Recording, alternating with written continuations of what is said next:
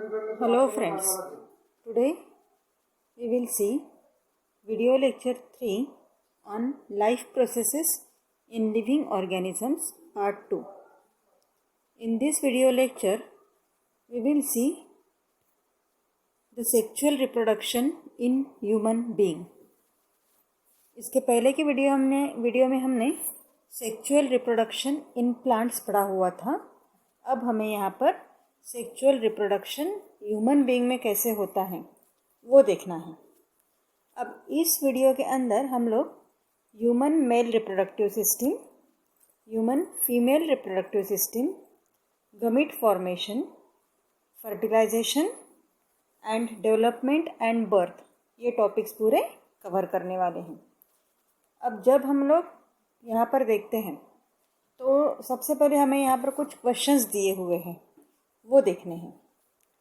First question हमारे इसमें है, which different hormones control the function of human reproductive system through chemical coordination. कौन कौन से हार्मोन्स ऐसे होते हैं जो ह्यूमन रिप्रोडक्टिव सिस्टम को कंट्रोल करते हैं. तो टेस्टोस्टेरॉन ये जो है that is secreted in the mail reproductive system. तो ये जो टेस्टोस्टेरॉन है टेस्टिस में से ये निकलता है ये, और इसी के साथ एस्ट्रोजन एंड प्रोजेस्टेरॉन ये जो होता है फीमेल के ओवरीज में, वहाँ से ये सीक्रेट होता है. और ये दो जो हार्मोन्स है these are helpful in the human reproductive system. Second question is, which hormones are responsible for changes in human body occurring during onset of sexual maturity. तो इसमें मेल में टेस्टोस्टेरॉन एंड फीमेल बॉडी में oestrogen जो होता है that is responsible for changes in human body occurring during onset of sexual maturity. Then why has the government of India enacted the law to fix the minimum age of marriage as 18 in girls and 21 in boys. Government of India ने जो शादी के लिए as होता है तो girls का 18 years के बाद और बॉयज़ का 21 ईयर्स के बाद ऐसा क्यों फिक्स किया हुआ है. तो क्या होता है टिल 18 ईयर्स यहाँ पर जो फीमेल बॉडी होती है उसका फुल ग्रोथ हो जाता है एंड फिजिकली एंड इमोशनली वो मैच्योर्ड होकर उसकी ग्रोथ पूरी हो जाती है. सिमिलरली बॉयज़ में 21 ईयर्स तक उनकी फिजिकल ग्रोथ पूरी हो जाती है.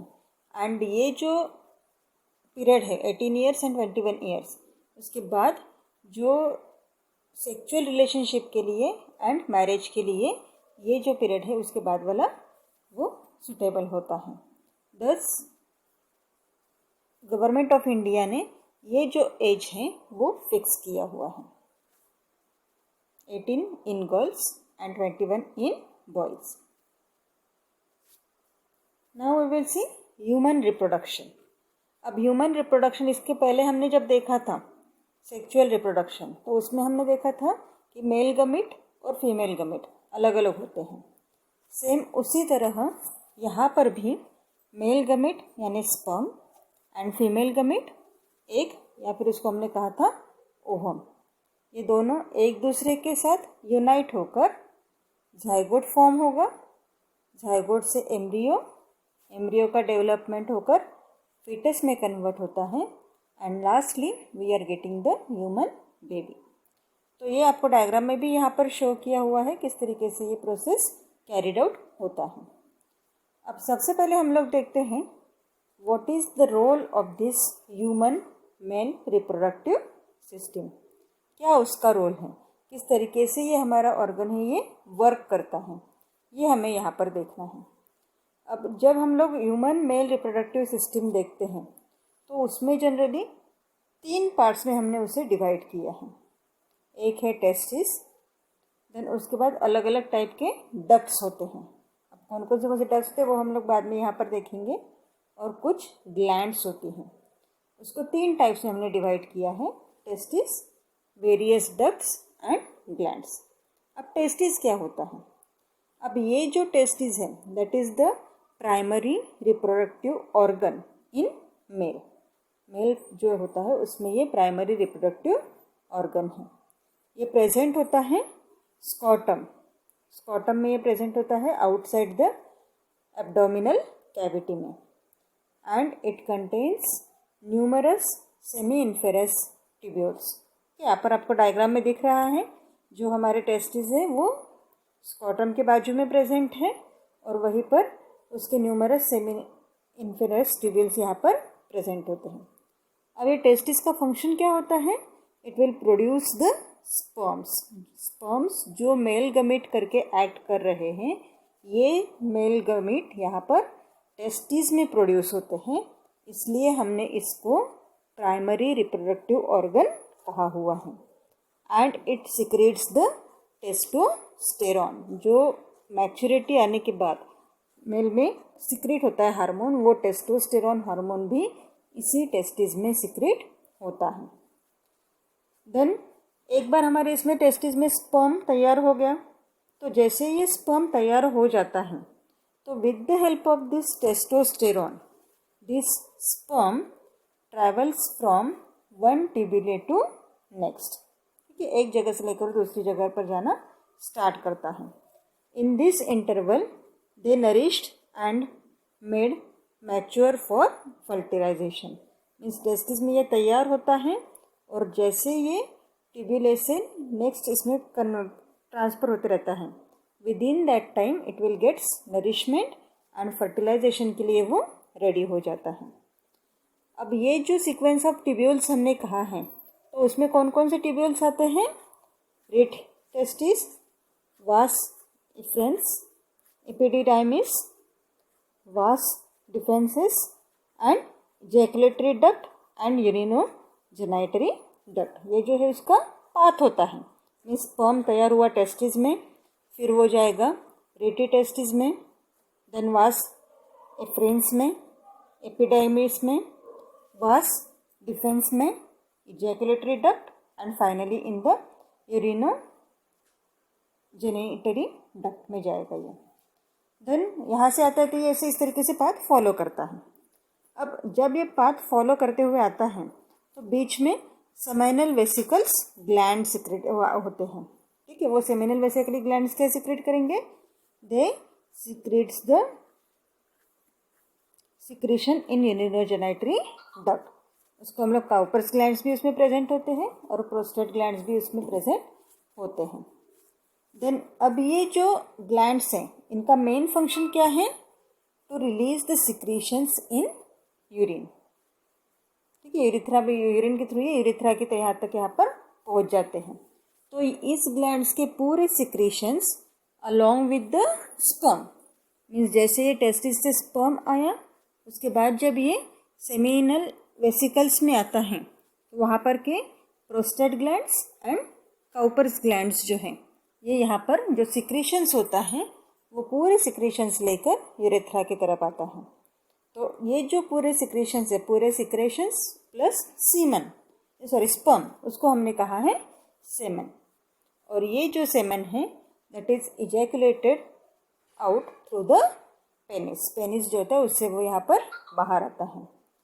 Then all the organs of male reproductive system are paired except urinogenital duct, prostate gland, penis and scrotum. बाकी के पूरे जो जैसे टेस्टिस की 2 पेयर्स होती हैं, penis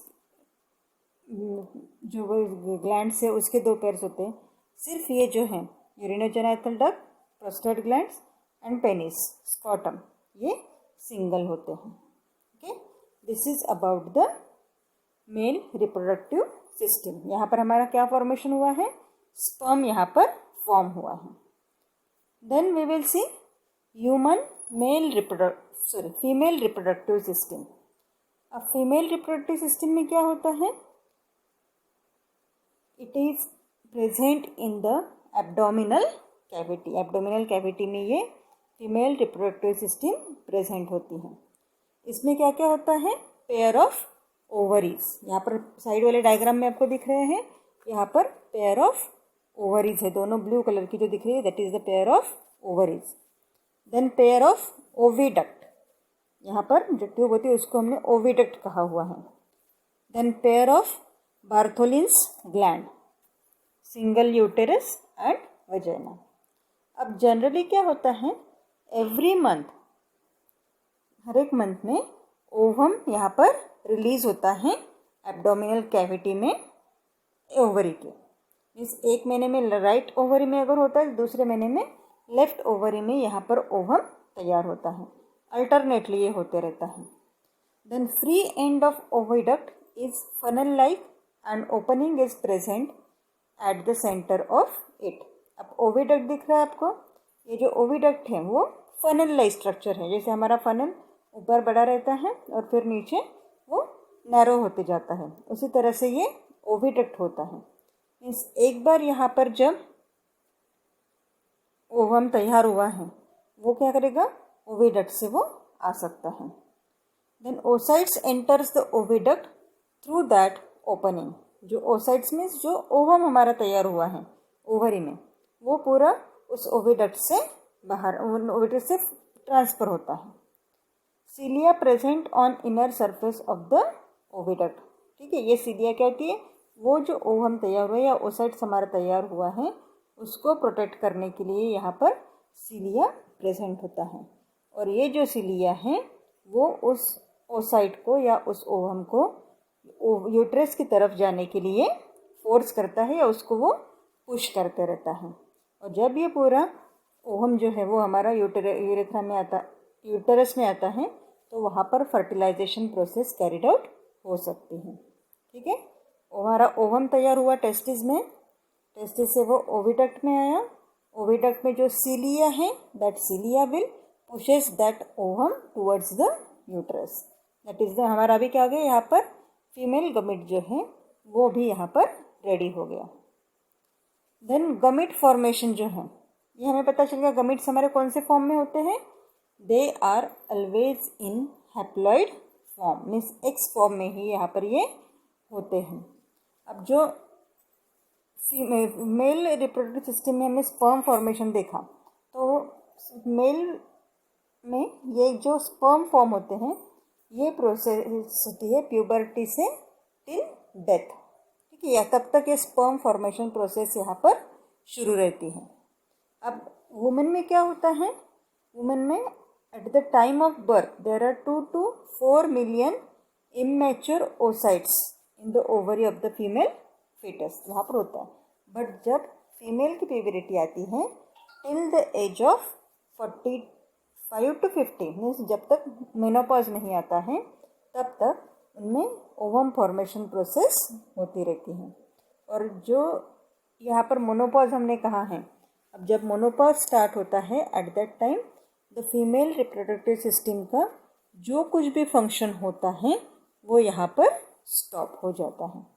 this is about the gamete formation. Then next is fertilization. अब fertilization means क्या होता है, unitation of sperm and the ovum. जो दोनों गमिट्स हैं हमारे, मेल गमिट और फीमेल गमिट, ये क्या होते हैं, एक दूसरे के साथ कंबाइन होते हैं। उस प्रोसेस को हम लोग कहते हैं fertilisation. Union of sperm and ovum to form a zygote is called fertilization. There is internal fertilization in human in which semen is deposited in vagina during intercourse. जब इंटरकोर्स होता है तब वजाना पर ये सीमन जाकर पूरा डिपॉजिट होता है and then these semen contain a millions of sperms, बहुत सारे ज़्यादा नंबर में यहाँ पर स्पर्म्स प्रेजेंट होता है। और फर्टिलाइजेशन के लिए हमें सिर्फ एक ही स्पर्म यहाँ पर सफिशिएंट होता है। देन जो वजाइना पर यहाँ पर पूरे स्पर्म्स डिपॉजिट हुए हैं वो यूटेरस की तरफ म्यूज होते हैं थ्रू द फॉलिपियन डक्ट। तो फॉलिपियन डक्ट से वो जाकर पास होते जाएंगे and then the fertilisation will takes place. Then women with advanced age have strong chances of conceiving abnormal child. अगर एज बहुत ज़्यादा है वुमन का उस कंडीशन में, तो यहाँ पर जो कुछ एबनॉर्मलिटीज चाइल्ड में आने की पॉसिबिलिटी ज़्यादा होती हैं। क्यों? तो यहाँ पर जो कुछ भी ओवर डेवलप हो रहा है during the age limit between 45 to 50 years old, in that case that fertilization will not take place possibly, will not take place easily and properly, and therefore genetically that child will become abnormal. अब इस तरीके की अगर possibilities होती हैं तो उस condition में उस फेटस में या उस चाइल्ड में Down syndrome and Turner syndrome ऐसे दो टाइप्स के जेनेटिकल डिसऑर्डर्स या कॉमन डिसीजेस भी बोल सकते हैं, ये उसमें दिखाई देते हैं, Down syndrome and Turner's syndromes. Then sex determination कैसे होता है? हम सबको पता है हमारे ह्यूमन बीइंग में 23 क्रोमोसोम पेयर्स प्रेजेंट होते हैं, ठीक है। 23 पेयर्स मैंने कहा, 46 chromosome and 23 pairs of chromosome. अब उसमें से जो 22 पेयर्स हैं वो ऑटोसम्स होती है, मीन्स एक जैसे वो दोनों के होते हैं, बट सिंगल एक पेयर जो है वो सेक्स क्रोमोसोम करके यहाँ पर प्रेजेंट होती हैं। तो ये क्रोमोसोम्स हम लोग कैसे लिखेंगे यहाँ पर? अभी 44 प्लस XX और 44 प्लस XY। अब ये जो हमारे क्रोमोसोम्स हैं ये क्या होते हैं? डिवाइड होते हैं, जिसको हम लोग मियोसिस प्रोसेस कहते हैं। तो मियोसिस प्रोसेस से डिप्लॉइड जो हमारे क्रोमोसोम्स हैं that are converted into the haploid cell. तो उस कंडीशन में यहाँ पर किस तरीके से उसका ये मियोसिस प्रोसेस होगा? 22 प्लस X और 22 प्लस Y, क्योंकि दो टाइप्स के वो क्रोमोसोम हैं इसलिए। अब सपोज हमारे पास मेल है तो मेल में X और Y ऐसे दोनों क्रोमोसोम्स होते हैं, मीन्स 22 पेयर जैसे कि वैसे रहेंगे, और जो नेक्स्ट है जो उसको हम लोग सेक्स क्रोमोसोम बोलते हैं वो X और Y दोनों प्रेजेंट होते हैं। तो फीमेल में यहाँ पर ओनली XX क्रोमोसोम ही रहते हैं। इस डायग्राम में आप देखोगे कि फादर और मदर यहाँ पर लिखा है, मेल और फीमेल हम लोग उसे बोल सकते हैं। मेल में XY क्रोमोसोम है, फीमेल में XX क्रोमोसोम है। जब यहाँ पर X क्रोमोसोम मिलते हैं, X chromosome of father and X chromosome of mother, तो यहाँ पर क्या फॉर्म होगा? हम चाइल्ड जो बॉर्न होगा वो क्या होगा? That one is the daughter. Suppose Y यहाँ पर हो रहा है मेल पार्टनर का Y और मदर का X, तो यहाँ पर सन होगा। उसी तरीके से अगर हम लोग यहाँ पर देखते हैं कि Y अगर दोनों के साथ कंबाइन हो रहा है तो फिर से वहाँ पर डॉटर और सन ही हमें यहाँ पर मिलते हैं। तो इस तरीके से कॉम्बिनेशन होकर अगर X बियरिंग स्पर्म फर्टिलाइज हो रहा है ओसाइट्स के साथ तो गर्ल बॉर्न होगी, और अगर Y हो रहा है कॉम्बिनेशन तो वहाँ पर Y और X का तो वहाँ पर हमें बॉय मिलेगा। इसलिए हम लोग यहाँ से बता सकते हैं कि जो कुछ भी गर्ल चाइल्ड या बॉय चाइल्ड ये देखते हैं तो उसमें only father is responsible for the sex of that particular child, mother is not responsible for that, और यही एक्ट करके भी यहाँ पर निकाला हुआ है। Then development of birth, development and birth. हमने देखा कि फर्टिलाइज हो गया, फर्टिलाइजेशन पूरी प्रोसेस वहाँ पर हो रही है, मेल गमेट यूनाइट हो गया ओवरी के ओवम जो था उसमें। अब फर्टिलाइजेशन कहाँ पर हुआ है? That will carried out in the fallopian duct, और जो झाइगोट यहाँ पर फॉर्म हुआ है that zygote will undergo repeated mitotic division, ठीक है। रिपीटेडली वो माइटोटिक डिवीजन में जाएगा to develop embryo. Then it travels from fallopian tube to uterus, and in uterus it gets implanted and grow for next 40 weeks or 9 months. अब यहाँ पर nutrition जो मिल रहा है that nutrition will get to embryo from the placenta which is attached to the mother, and after completion of embryonic development for 9 months the pregnant woman will gives the birth to the baby. यहाँ पर आपको इस diagram में दिख रहा है कि first week में क्या हो रहा है? दो झाइगोट यहाँ पर फॉर्म हुआ है, उसका डेवलपमेंट सेकेंड वीक में, देन थर्ड वीक में उसके हमें कुछ ज़्यादा डेवलपमेंट वहाँ पर थी। इसे करते करते फिर टिल द 9th वीक यहाँ पर पूरा डेवलपमेंट, पूरे ऑर्गन्स हमारे बॉडी के डेवलप हो जाते हैं। And then till the 38th week वहाँ पर पूरा डेवलपमेंट होकर फुल्ली मैच्योर बेबी यहाँ पर रेडी हो जाती है। This is the development and birth of the child. Then which hormone is released from pituitary of mother once the fetal development is completed? तो यहाँ पर कौन सा था हार्मोन ऑक्सीटोसिन जो होता है, that hormone oxytocin is released from the pituitary of the pituitary gland जो होती है वहाँ पर उस मदर में वो होती है। और ये जो पिट्यूटरी हार्मोन होता है दैट इज मीन्स उस वो जो फिटल होता है उसके डेवलपमेंट के लिए, डेवलपमेंट कंप्लीट हो गई तभी ये रिलीज होना स्टार्ट होता है। और ये जो ऑक्सीटोसिन अभी फॉर्म हुआ है तो ये ऑक्सीटोसिन क्या करता है, वो बेबी को एक्सपेल करने की कोशिश करता है, मीन्स वो बाहर निकलने के लिए उसमें हेल्प करता है। And this is the initiation of birth process. Okay, और उसमें से क्या होगा कि ये जब हो रहा है तब यूट्रस कॉन्ट्रैक्ट होता है and that baby pushes out.